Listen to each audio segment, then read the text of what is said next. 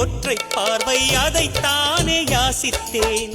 கிடையாது என்றால் கிளியே என் உயிர் போக யோசித்தேன்.